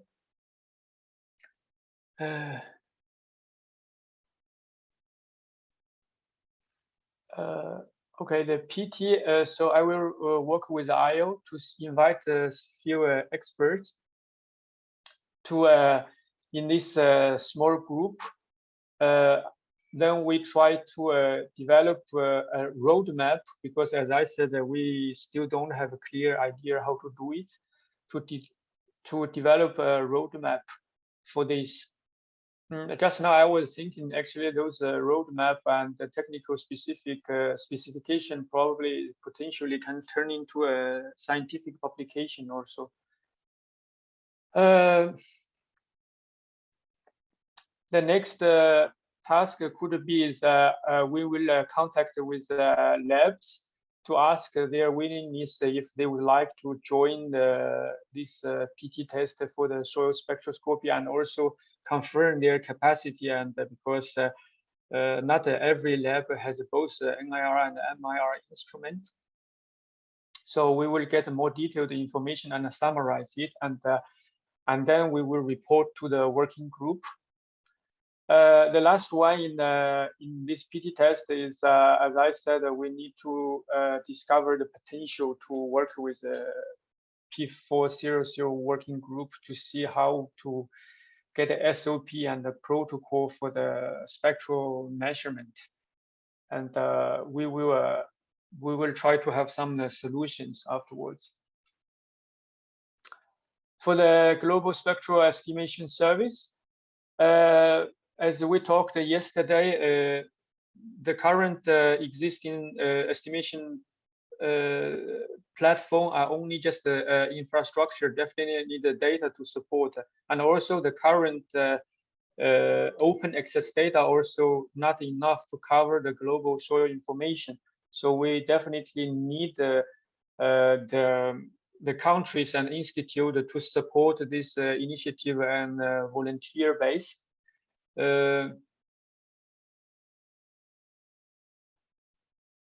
Fanny, you said that you to propose to have SOP open access in a GLOSOLAN. Yes, that's what we want to do. The problem is the IEEE, they want to charge the money. They ask a GLOSOLAN for $50,000 US. And you can understand that that's not possible for us.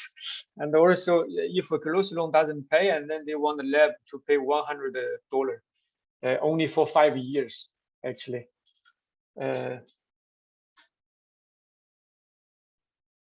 Okay, so yeah, this is the goal. We need to publish those SOP and the protocol as open access, and this is something I need to talk with colleagues.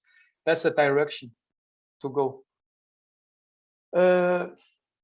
So the first stage after this meeting, I will start to review what is the open access data, existing and also existing spectral estimation platform. And also I will try to reach them if they are willing to work with us. Afterwards, we will start to ask the countries to their willingness to voluntarily join this initiative for the contribute their data, share part of their data only for the estimation purpose or not. This procedure approach I already presented yesterday, and some of the countries, for example, like Sweden, Bostonburg already confirmed, and China already confirmed that they are willing to contribute their data. I think there are some other countries also confirmed to me, I cannot remember. So we will report to the working group those countries or the labs, the research groups who is willing to join this initiative in the first stage.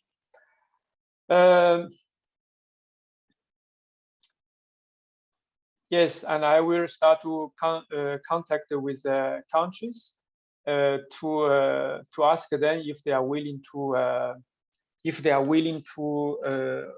join this estimation service with or without their data at any moment, and then try to develop a roadmap for sharing the data to build this global spectral library and estimation service.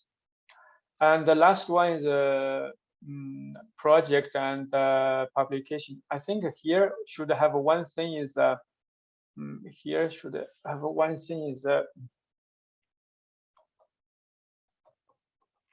data policy, because as I mentioned before, probably we need to ask the use of there is something, if there is anything we need to amend on the data policy in this regard, because the country share their data hosted in GLOSOLAN will only for one specific purposes. So we also need to draft something for that, I guess.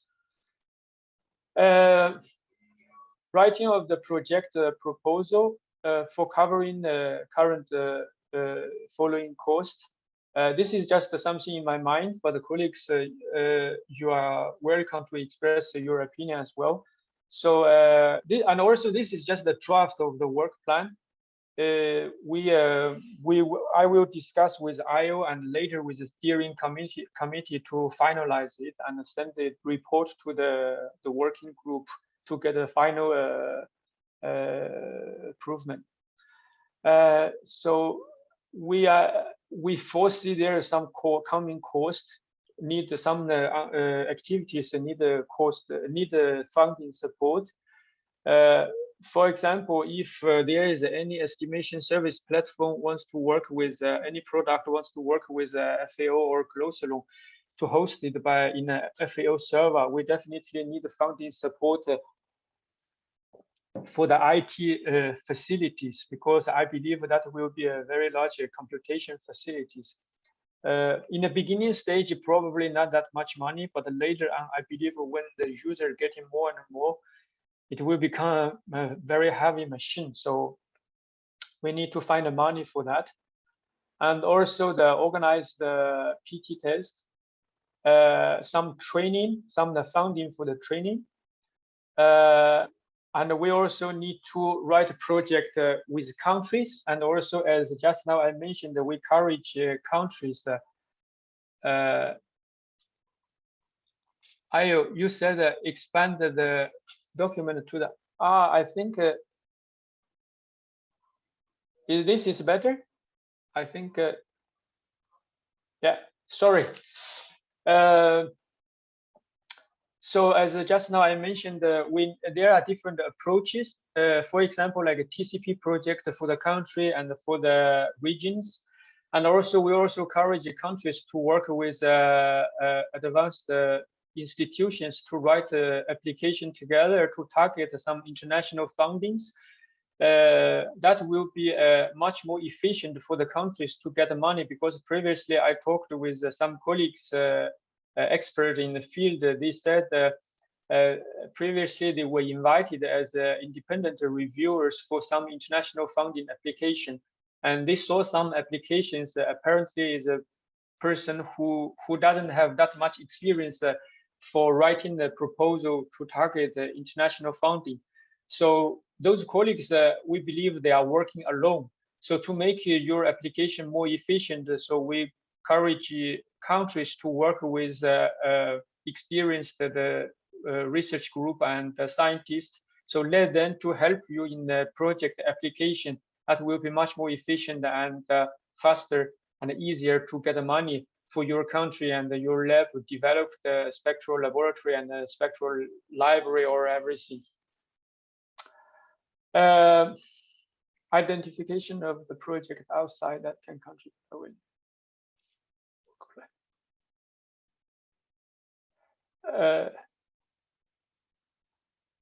Yes, this is some. Brandon said, is the initial funding mechanism for prediction service being done through? Brandon, I don't know that much about the SS4GG project in this regard. If Rich or Keith or Fanny can respond to this a little bit, please, because you are the advisor board in that project. Yeah, maybe Keith and Rich can also help me, but the reason why we agreed to be on that advisory board is to try to align between the project proposal and later on funded project that was already written before we got started with GLOSOLAN. So to align with that project and GLOSOLAN, that was the whole aim, to see if that estimation service could at some point also help to serve the aims that we have at GLOSOLAN.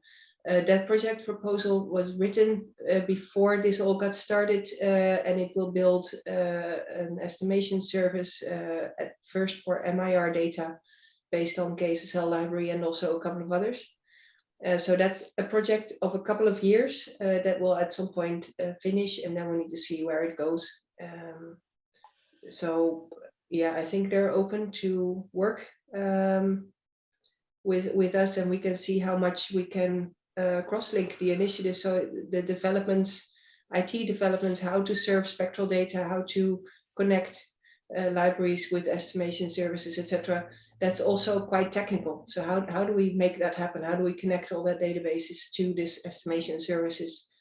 So yeah, I think we can collaborate with that effort. But for other initiatives, like for instance, hosting a lot of data at FAO, that will not be covered by that project and will need separate funding. Thank you, Fanny. I don't know if Keith and Rich wants to add a little bit more on it. Yeah, this is Rich. I think Fanny summed it up real well. That proposal was predated, the GLOSOLAN and Jonathan Sanderman, who leads that project, had expressed an interest in being a partner and friend to GLOSOLAN, and wanted to make sure that what he was doing aligned with GLOSOLAN objectives. So it's going to be a completely open service. It's going to serve spectral data from whoever wants to contribute to it, not just Kellogg data. And I think we need partners who are willing to do the chunks of work, who have the funding and willingness to do some of the chunks of work that are aligned, that are the goals of this overall endeavor. So we welcome that kind of interest and the interest of anyone else in the community who would like to participate in GLOSOLAN in that capacity. Thank you, Rich. Where I was. Here, identification of the project outside of the GLOSOLAN. Here, actually, I'm sorry, probably I didn't write that very clear. Actually, I was a little bit lost just now. Let me edit it like this. This is idea is actually like the Nicola yesterday mentioned. The private sector is actually quite important. We should consider private sector as a very important asset in this game. So we also should actively engage with private sectors for this development, and possibly if we can apply for some funding together with the private sector, because in the end of the day, the top priority to start is to have to equip the country to buy the. It doesn't matter how fancy is your algorithm. It doesn't matter how many soil sample you have in your house. If you don't have an instrument, we are talking about nothing. So so we are also encouraging the companies to join this game, and we're looking for the different funding possibilities. Let me see, there is a question. What is the plan about the activities last year related to via KSS as a Rafale stated? Yes, that will start with a good.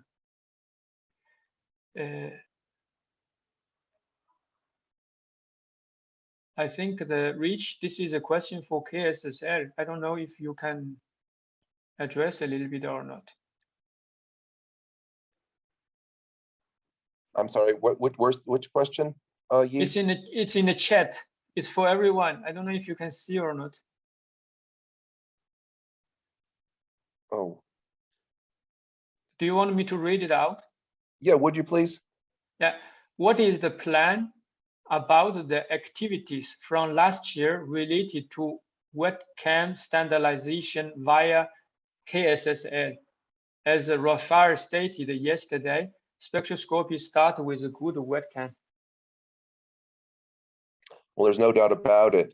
If you model spectra to poor quality reference data, you're going to get errors that won't perform as well as modeling spectra to good quality reference data. And we know that not all laboratories, based on the last proficiency testing initiative, that not all laboratories have the capacity yet, keyword, to produce reference data of high enough quality to justify using them in a soil spectroscopy endeavor. So I'm hoping that one of the outcomes of, for example, countries willing to send samples to the Kellogg lab would be that they would retain some of those subsamples in their own facility for analysis, that they can compare results with what the KSSL gets, to hopefully push generate conversations about ways their performances, might improve, and also the Kellogg lab might also learn some things in the process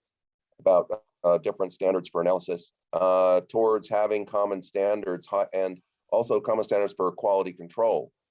That's something I've come across and working with different labs here and there, that quality control isn't just part of the program in some places. And so that's something we want to encourage.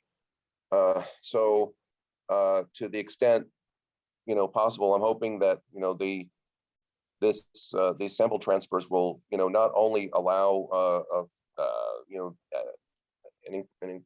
more of a footprint, more representation in a global spectral library of maybe underrepresented soil resources for modeling purposes, but also facilitate alignment at least in quality control standards for the production of the wet chemical data that are a key ingredient to any successful modeling exercise. So, and I'm thinking also that maybe these samples that these 70 samples that the Jonathan Sanderman's lab at Woodwell Climate Research Center are planning to send out these proficiency testing samples.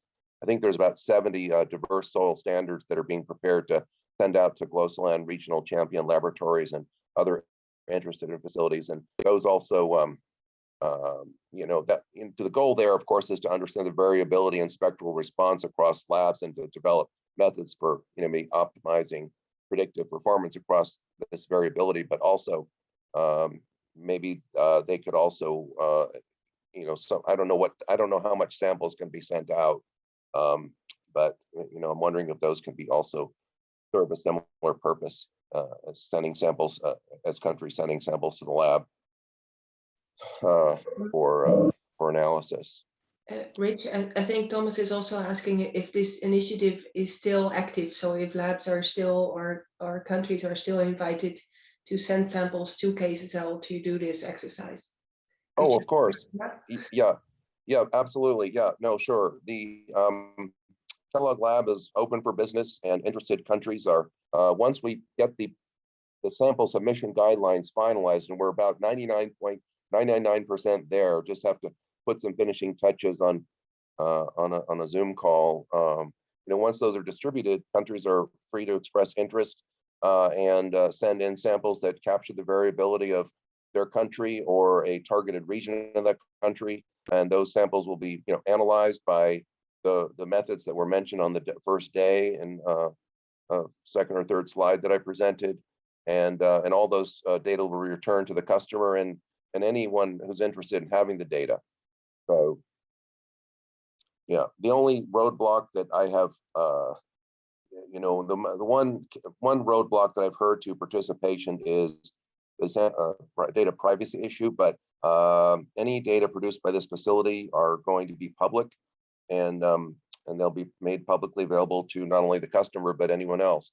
So we know that represents a possible limitation to participation, but there's other avenues that can be explored too. That's just one idea, sending samples to the Kellogg lab to facilitate the spectroscopy endeavor while at the same time, hopefully helping laboratories, check their quality control or improve it as the case may be.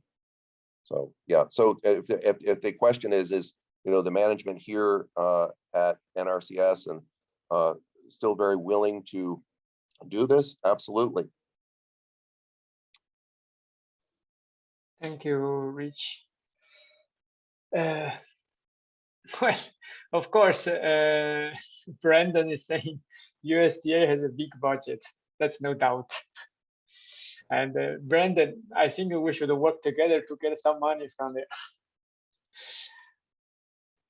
And yeah, here, let me finish the company here is, if any of the colleague knows any private company or instrument company would like to work with GLOSOLAN or work with the countries, so please feel free also to send this message, forward this message to them. GLOSOLAN would like to have this joint effort with the private sector as well. The last activities, I after have some discussion with scientist, expert within the field. I'm sorry, I saw a message from Asha. Which analytical technique provide accurate result? ICP, OES, or spectroscopy? I think this is a very difficult question to understand. I believe this question can write a book. I don't know if there is any expert in this this field that can help me with this question or not. Asking which technique is provide the accurate result. I have to say it depends on the many different factors. That is, yeah, Keith, please. I'm happy you helped. Well, you have to be clear, accurate for what? I mean, depends what you're measuring and trying to measure. I mean, ICP-OS is measuring nutrient concentrations in an extract. And what we're commonly doing with spectroscopy is trying to calibrate to some of those measures, but we also calibrate direct field observations to spectra and many other things as well.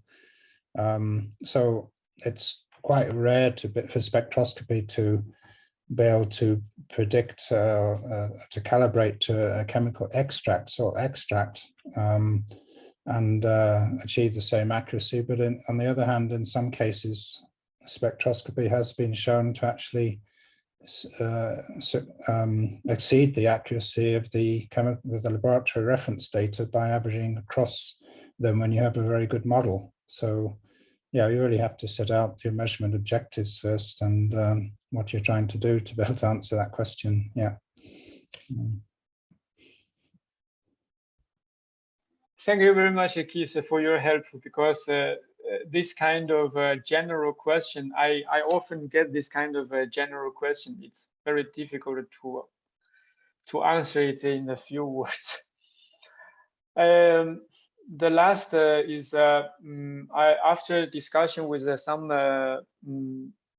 of the scientists and experts in the field, and we think probably it's a very good idea to include all the experts in the field to write a publication together, and probably will be a lot of authors. to report this GLOSOLAN-Spec initiative on the national capacity development, country-driven approach, everything to report to the world. We are united and we are going to work together. Probably after this meeting, we will start to invite some scientists on board, and afterwards we try to outline the scope of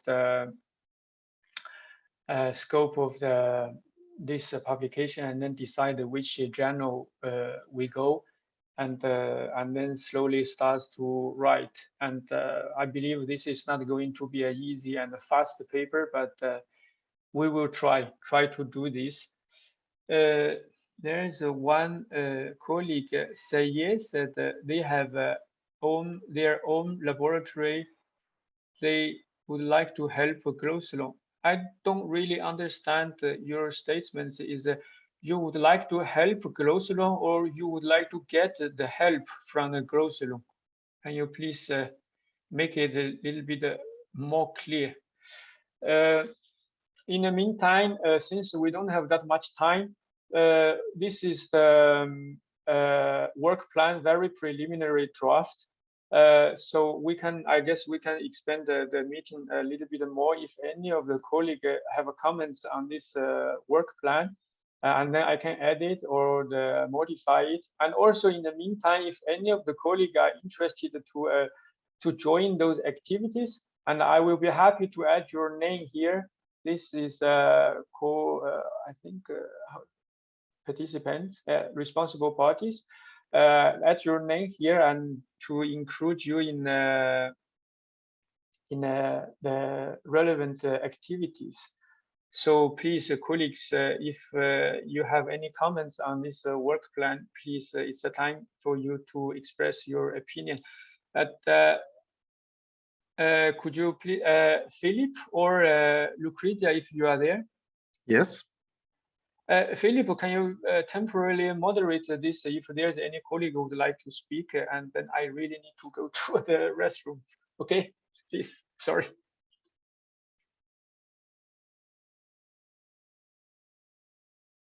So colleagues, please.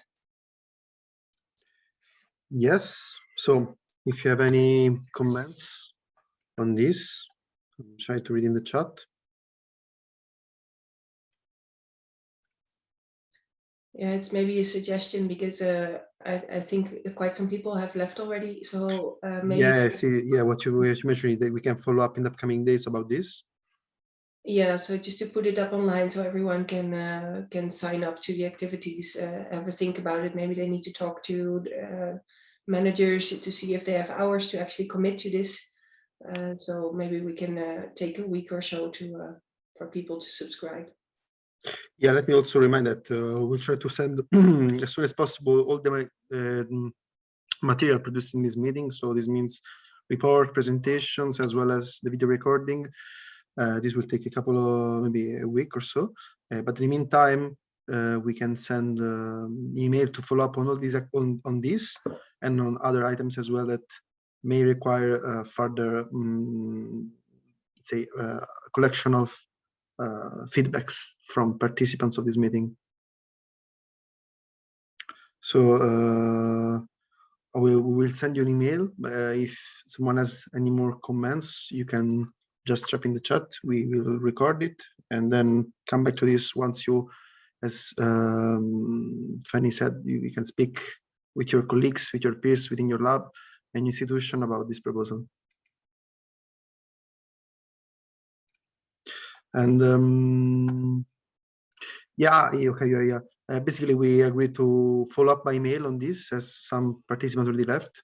So we will try to send an email to the participants, and so they have a couple of days to follow up, let's say internally within their lab institution, and they can provide the feedback, let's say, with a larger consensus. Yeah. Is it fine?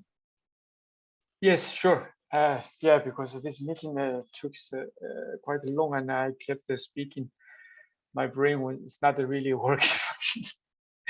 So if colleague, there's not many additional comments or the input, and probably we can close the meeting, and afterwards I will work with IO, and I also need to watch the video again, because during the meeting some of the, because I was also focusing on the chat, so I couldn't listen really 100% focusing on the people, colleagues talking. So afterwards we can wrap up the things and send all the materials out and get the feedback. And also in the meantime, I will discuss with IO about the steering committee, everything. So yeah, we can do that. So Philip, should we close this session? I think so. I also I'm copying all the chat, so we can even have a look at it after if you need. I copy all the messages. Yeah, because some of the messages probably I missed because I save all the chat so we can have a look at it later on. Yeah. Okay, so I think we can thank everybody for the participation to this 3 days plenary. Was, I think, really fruitful. I think we really have many inputs for the way forward. Lots of collaboration opportunities and partnership availability. Really, I think we, as many of you mentioned, the moment is we have a key moment now, and we really have to be able to, let's say, cooperate towards like the access to make this application like accessible, as well as with clear specification for its application. I don't know if you want to add something before we close. No, not specifically. I just would like to thank everybody again for your contribution, and looking forward to work with all of you. And I will start intensively have a meeting with different colleagues. I think Eyal has a hands up. Who? Oh, just hello to everybody. Goodbye. Okay. Oh yes, actually you are chair now. Maybe you should close this session, please. Okay, no, it was not my actually idea to raise my hand and say something in the end, but this is the duty of the chair. So I would like very much to thank everybody for their participation, and I think as Fanny said, it's about us, and it is actually raising hands together and doing the work together. And I think we will have a very bright future if we will collaborate. And I'm looking forward to work with everybody. Thank you very much. Thank you. Philip, should we close? Yes, I'm closing now. So thanks everyone.